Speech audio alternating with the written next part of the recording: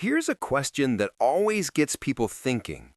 Why do some people's incomes explode over time while others stay flat for years even though they work just as hard? You mean like how two people can start at the same company, same salary, same potential, but 10 years later one is making triple the other? Exactly. It's not luck. It's not even talent, at least not in the way we usually think. There's something deeper going on, something psychological, structural, and totally underrated. I feel like people don't want to admit it's psychological. Everyone wants the formula, the side hustle, the strategy, the how to make six figures blueprint. Right. People will binge 10 YouTube videos on how to start an online business, but never ask themselves, why do I want to earn more in the first place? That's true, because if you don't know the why, the how doesn't last very long. Exactly. So today we're diving into something that might surprise you. Most people don't have an income problem. They have an identity problem. There's this thing psychologists call the financial thermostat. It's like a subconscious comfort zone for income. Like a limit people set for themselves without realizing it?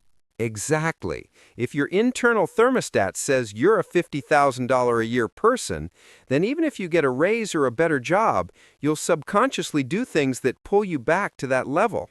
Wow, like when people suddenly earn more, but then spend more and somehow end up in the same place again. Exactly. It's like their income went up, but their mindset didn't. So their expenses grew to match their comfort zone, not their potential. That explains why some people win the lottery and end up broke again in a few years. Perfect example. The problem isn't that they don't have money, it's that they don't have the structure to sustain that money. Their identity didn't upgrade with their income. So the real secret to earning more starts inside your head. Yep, because if you still think like the version of yourself who's struggling to survive, you'll never step into the version of yourself who knows how to grow. You know, I think a lot of people stay stuck because they equate hard work with more income. Oh, absolutely. We were taught from childhood, work hard and the rewards will come. But in reality, the economy doesn't pay for effort, it pays for value. That sounds harsh, but true. Like how nurses and teachers work incredibly hard, but they're still underpaid compared to people doing less physically demanding jobs. Exactly. So the real question isn't how hard am I working, it's how valuable is what I'm doing to others and how hard is it to replace me. That's a tough pill to swallow because it means effort isn't enough. You have to evolve your leverage. Right. Leverage can come from many places: skills, technology, systems, relationships, or reputation. The people whose incomes grow the fastest are usually the ones who build leverage around their effort. So it's not that the others are lazy, they're just stuck using only one kind of effort, physical or time-based effort. Exactly. They trade time for money, and that model has a natural ceiling. Once you hit 24 hours a day, that's it, unless you find a way to make your time compound. You know, I've noticed that people who stay stuck in income often live in what I'd call survival logic. Survival logic? Yeah, it's the mindset that says, I just need to make enough to get by. So every decision is based on avoiding loss, not pursuing growth. That's so true. And the irony is, when you build your life around avoiding risk, you actually create long-term risk, the risk of stagnation. Because your comfort zone becomes your cage. Exactly. People underestimate how much energy it takes to stay in the same place. Growth feels scary, but stagnation drains your soul slowly. That's powerful. It's like this. Survival logic says, I need security. Growth logic says, I need capacity. The first one focuses on safety. The second one focuses on expansion. And expansion doesn't always mean more money. It can mean more options, more freedom, more confidence. Exactly. Money is just the side effect of who you become. When we come back, let's talk about why some people are afraid of earning more, even though they say they want it. Ah, that's a good one, because wanting more and being ready for more are two different things. Stay with us. You're listening to Couple Cashflow. Okay, here's something I didn't understand until my 30s.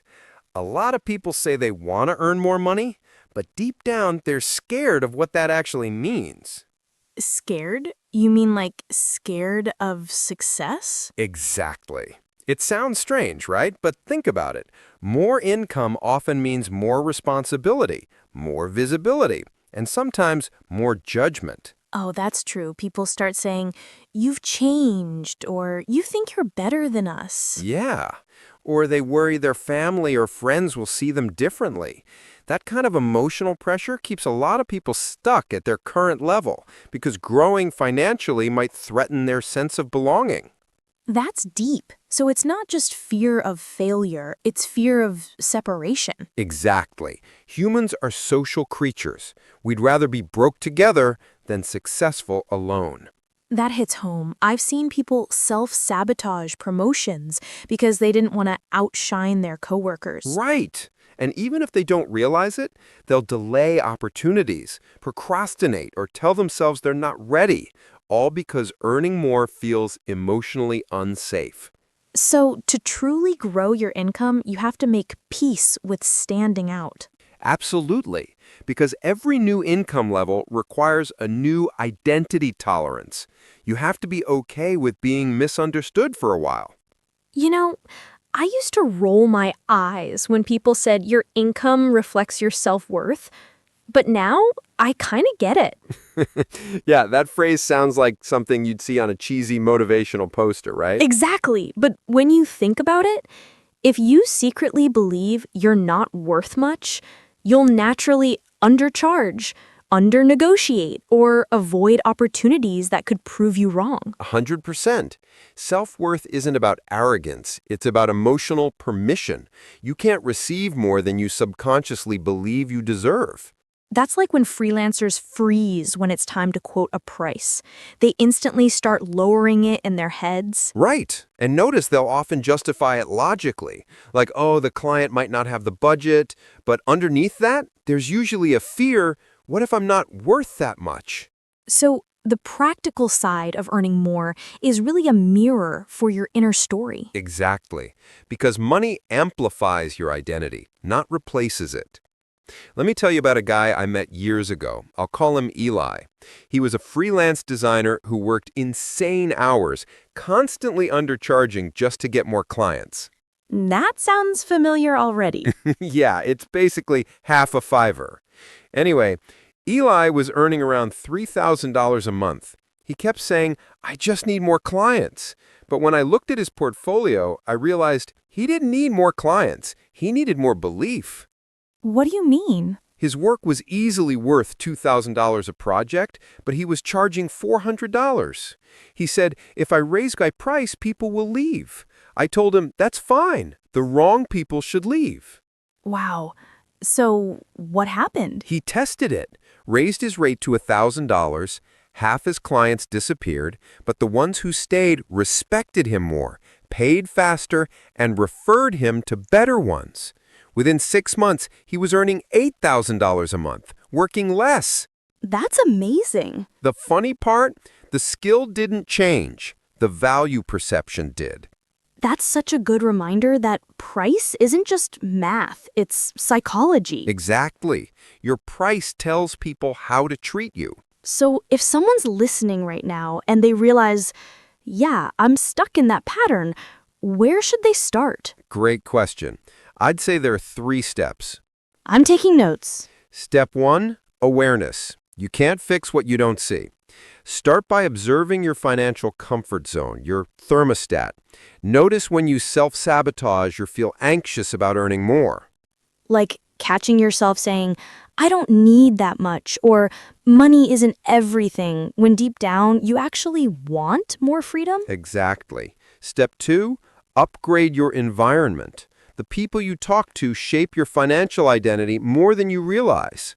So hang out with people who normalize growth, not complain about it. Right.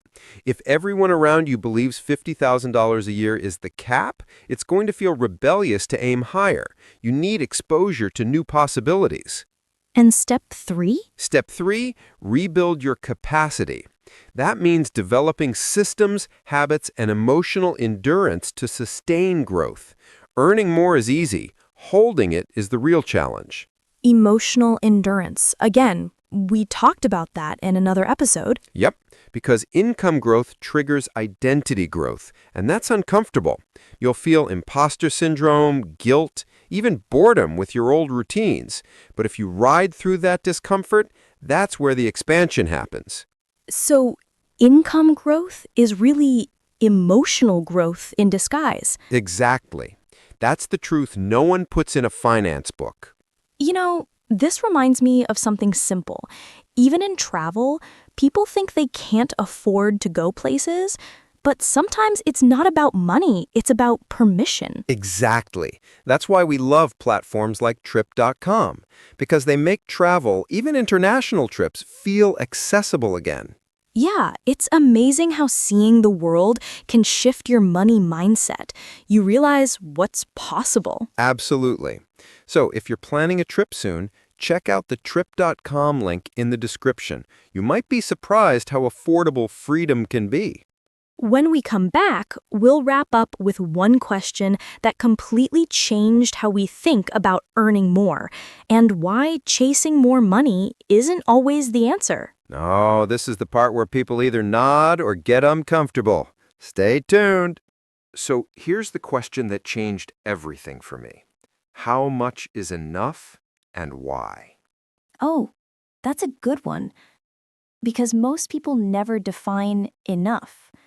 They just chase numbers without knowing what peace looks like. Exactly. When you don't define enough, you're stuck in the loop of always needing just a bit more. And that loop never ends.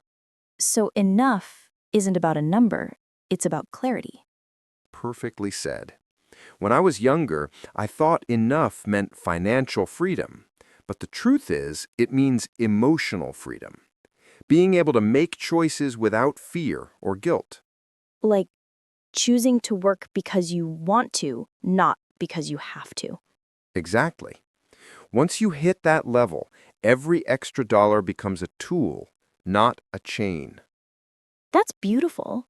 And it's funny. When you stop chasing, money seems to flow easier. Yeah, it's like money's attracted to people who aren't desperate for it. Like dating. Exactly. Money's like, oh, you're cool without me? Fine, I'll come over. That's the most relatable metaphor ever. I think the real transformation happens when people realize they're not just chasing more money, they're chasing more meaning. Right. When you build income aligned with your values, that's when growth feels good instead of draining. Because otherwise, you end up rich in your bank account but poor in your spirit. Exactly. Money should serve you, not own you. You know, I think that's why some people stay stuck at one level. It's not laziness, it's misalignment. Their soul doesn't agree with the direction they're forcing. That's deep. And it's true. Alignment creates flow. Force creates friction. So the real wealth is peace, not the paycheck. I couldn't agree more. But peace doesn't mean passivity. It means building something sustainable, emotionally, and financially. Like you always say, earn in a way you can live with, spend in a way that reflects gratitude, and save in a way that builds peace. You actually listen to my rambling philosophy? Hey, once in a while. So let's talk practical. How can couples apply all this mindset talk in real life? Great point. I'd say step one, talk about your money story. Before you talk about budgets or goals, ask each other, what did money mean in your family growing up? Oh, yes, that opens so many insights. Like some people grew up thinking money equals love, others think money equals danger. Exactly. Step 2, define success together. Not society's version, your version. Maybe success is time freedom. Maybe it's stability for your kids. Just make sure it's shared. Because if you don't define it, the world will define it for you. Exactly. Step 3, review your emotional patterns together. Do you both get tense when bills arrive? Does one person overspend when stressed? You can't fix what you refuse to face. That's such a good reminder because financial arguments aren't about math, they're about meaning. Right. And when couples align emotionally, financial peace follows naturally. You know, this episode really made me rethink something. For years, I thought earning more was purely about skill or opportunity. But now I see it's mostly about capacity. Yeah. The size of your wallet rarely grows faster than the size of your mindset. And that's comforting in a way because mindset can always evolve. Exactly. Anyone can build that. No fancy degree required. It's like emotional fitness. You don't get stronger by reading about it, you get stronger by practicing. Yep. Every time you say no to fear and yes to growth, your capacity expands. And eventually, earning more isn't scary anymore. It's just natural. That's when money stops being your master and becomes your mirror. If we said anything wrong, please correct us in the comments. Thanks for watching our video. And if you enjoyed this episode, please subscribe, like, and share it. It really helps more couples find conversations like this about money, mindset, and marriage. This was Couple Cashflow. We'll see you in the next episode.